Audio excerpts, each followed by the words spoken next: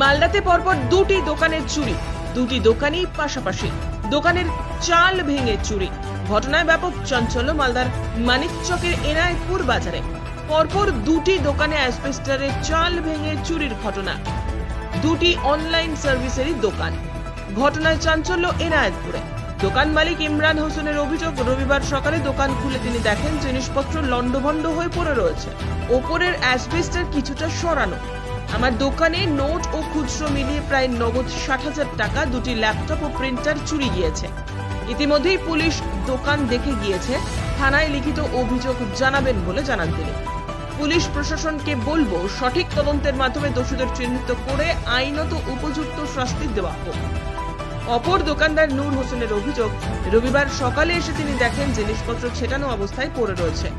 Cash drawer খোলা, drawer খুলতেই তিনি হতবাক। তার দোকানের অ্যাসবেস্টস ভেঙে নগদ প্রায় 50,000 টাকা চুরি করে চম্পট দিয়েছে দুষ্কৃতী। থানায় লিখিত অভিযোগ দায়ের করেছেন তিনিও।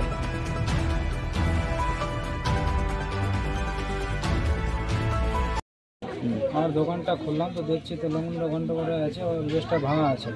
তারপরে জানালাম সবাইকে, তারপর দেখাশোনা হলো। তারপর দেখলাম ভিতর ঢুকে ক্যাশ ড্রয়ার খোলা আছে। তারপরে দেখলাম 50,000 টাকা ছিল, ওটা সবটা একটাও নাই।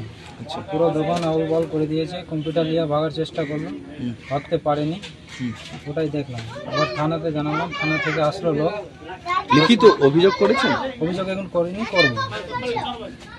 কি মনে করছেন কারা এরকম করতে পারে? ওটা বলতে পারবো না কারা করেছে।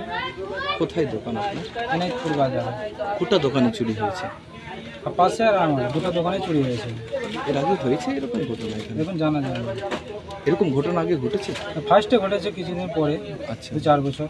আচ্ছা, এখন জানা যায়। কি চাইছেন আপনি? একটু দেখছি হয় রাত্রে আনুমানিক 12টার পরে হয়তো হয়েছে। আমি আজকে সকালে যখন বাড়িতে ঘুমিয়ে উঠি, তখন পাশের দোকানদার বলে যে এরকম হয়েছে। তখন আমি এসে দেখি যে ওনার অ্যাসবেস্টস ভাঙা আছে। তারপরে নিজেরটা খুলে দেখি আমি, তো আমারও সেই সেম আছে, খোলা আছে। তারপরে দেখি যে আমার দুটো ল্যাপটপ ছিল, সেই দুটো ল্যাপটপে নাই। তারপরে পাশে একটা প্রিন্টার ছিল, সেই প্রিন্টারটা নাই। তারপরে দেখছি যে আমার ড্রয়ারটা যে টাকা পয়সা থাকে, সে টাকা পয়সা ড্রয়ারে যে ছিঁড়া ফাটা যা নোট ছিল কোনোটাই নাই। তারপরে এই ঢোকে আমার 5 টাকা নোট, 2 টাকা নোট অর্ধেকটা ছিল, 10 টাকা নোট ছিল প্রায়, সেটাও নাই। প্লাস 2 টাকা 5 টাকার নোট একটা ক্যারি ব্যাগে আমি মসজিদে রেজকি নিয়েছিলাম পাবলিকের জন্য, যে সমস্যা হয় খুচরা, সেটাও নাই।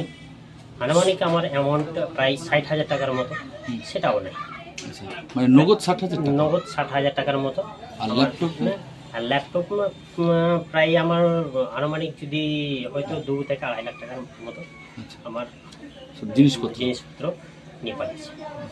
কারা করেছে সেটা তো এখন না জানা পর্যন্ত আনুমানিক আমরা বলতে পারছি না। সেটার জন্য পুলিশ তদন্তে নেমেছে, এবার পুলিশ দেখে গেছে।